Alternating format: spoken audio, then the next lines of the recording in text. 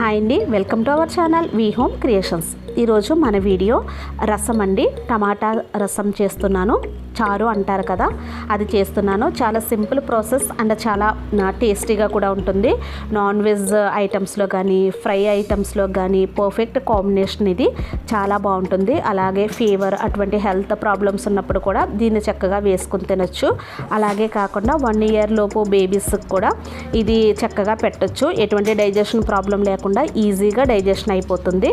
ఇప్పుడు ఇది ఎలా చేసుకోవాలన్నది ప్రాసెస్ చూసేద్దాం. బాగా పండిన 2 టమాటాలు తీసుకుని వాటిని చక్కగా వాటర్లో పిసికేసుకొని, ఇప్పుడు మనకు ఎంత క్వాంటిటీ రసం కావాలో దానికంటే కొంచెం ఎక్కువ వాటర్ తీసుకోవాలి. ఎందుకంటే ఇది బాగా మరుగుతుంది, అప్పుడు క్వాంటిటీ అన్నది ఆటోమేటిక్గా కొంచెం తగ్గుతుంది. కాబట్టి వాటర్ వేసుకున్న తర్వాత అలాగే కొద్దిగా చింతపండు తీసుకొని దాన్ని పిసకటం అటువంటిది ఏమీ చేయక్కర్లేదండి. జస్ట్ ఆ వాటర్లో వేసేయండి.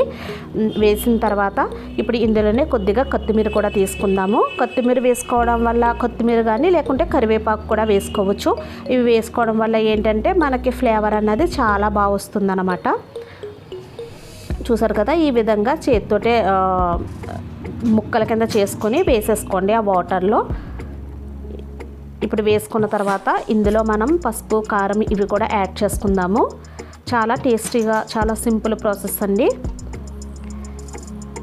ఇలా వేసుకున్న తర్వాత ఇప్పుడు ఇందులో కొద్దిగా పసుపు కూడా యాడ్ చేసుకుందాము. అలాగే కొద్దిగా కారం, తగినంత సాల్ట్ వేసుకుందాము. వేసుకున్న తర్వాత ఒకవేళ కల్లుప్పు ఉంటే అది వేసుకోండి, బాగుంటుంది. వేసుకున్న తర్వాత ఇప్పుడు స్టవ్ ఆన్ చేసుకొని స్టవ్ మీద పెట్టుకొని దీన్ని బాగా బాయిల్ అయ్యేలాగా మనం చేయాలి. బాయిల్ అవ్వనివ్వాలి బాగాను. చూసారు కదా, ఈ విధంగా బాయిల్ అవ్వనివ్వాలి. బాయిల్ అవ్విన తర్వాత ఇప్పుడు ఇందులో ఉన్న చింతపండుని తీసివేసి మీకు కావాలి అనుకుంటే కొత్తిమీర టమాటాలో వేసాం కదా ఆ ముక్కల్ని అయితే ఉంచుకోవచ్చు. లేదు అనుకుంటే మొత్తం తీసేసినా కూడా అందులో ఉన్న ఫ్లేవర్ కానీ టేస్ట్ కానీ అంతా కూడా మనకి రసంలో దిగిపోతుంది. కాబట్టి ఏం ప్రాబ్లం లేదు. ఒకవేళ చిన్నపిల్లలు ఈ టమాటాలు ఇవి తినరు అనుకుంటే ఇవి తీసేయచ్చు. చూసారు కదా, ఇలాగా ఒక 5 నుంచి 10 నిమిషాల వరకు బాగా మరిగిన తర్వాత ఇప్పుడు స్టవ్ ఆఫ్ చేసుకుని అది పక్కన పెట్టుకొని మనం తాలింపు వేసుకోవడానికి సరుకులు చూద్దామండి. కొద్దిగా జీలకర్ర, వెల్లుల్లిపాయ, ఎండుమిర్చి, కరివేపాకు, కొద్దిగా ఆనియన్, ఇవి మన తాలింపుకి కావలసిన సరుకులండి. ఇప్పుడు స్టవ్ ఆన్ చేసి ప్యాన్ పెట్టుకుందాము. ప్యాన్ పెట్టుకొని దీనికి చాలా తక్కువ ఆయిల్ పడుతుంది మనకి. 1-2 స్పూన్లు వేసుకోండి. వేసుకున్న తర్వాత అన్నీ ఒకేసారి కాకుండా 1 by 1 వేసుకోవాలండి. ముందుగా ఆయిల్ హీట్ అయిన తర్వాత మనం వెల్లుల్లిపాయని వేసుకుందాము. కొంచెం చితక్కొట్టుకుని గుడ్లా కాకుండా కొంచెం చితక్కొట్టుకుని వేసుకుంటే మంచిది. వేసిన తర్వాత ఇవి హీట్ అయిన తర్వాత నెక్స్ట్ జీలకర్ర యాడ్ చేసుకుందాం మనం. జీలకర్ర కొంచెం చిటపట్లాడిన తర్వాత ఇప్పుడు నెక్స్ట్ ఎండుమిర్చిని కూడా యాడ్ చేసుకుందాము. చూడండి, జీలకర్ర కూడా కొంచెం ఫ్రై అవ్వనివ్వాలి. మనకి ఇవి ఫ్రై అయ్యేసరికి స్మెల్ అన్నది తెలిసిపోతుంది కదా. ఇప్పుడు ఎండుమిర్చిని కూడా యాడ్ చేసుకుందాము.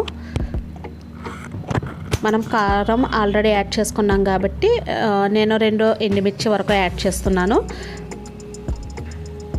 ఎండుమిర్చి కూడా కొంచెం ఫ్రై అయిన తర్వాత ఇప్పుడు కరివేపాకుని యాడ్ చేసుకుందాము.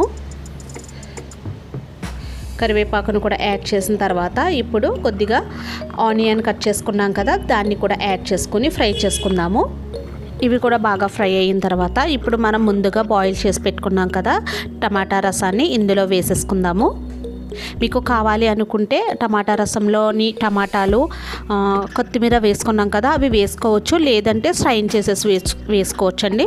అందులో ఫ్లేవర్ కానీ టేస్ట్ కానీ అంతా మనకి వాటర్లో దిగిపోతుంది కాబట్టి మీకు ఎలా వేసుకున్నా ప్రాబ్లం లేదు. ఇప్పుడు మన టమాటా రసం రెడీ అయిపోయిందండి. ఇది ఏ ఫ్రై ఐటమ్స్లోకైనా నాన్ వెజ్ ఐటమ్స్లోకైనా మంచి కాంబినేషను. మీరు కూడా తప్పకుండా ట్రై చేయండి, మీకు నచ్చుతుంది. అలాగే ఈ వీడియో నచ్చినట్లయితే లైక్ చేయండి, షేర్ చేయండి, తప్పకుండా సబ్స్క్రైబ్ చేసుకోండి.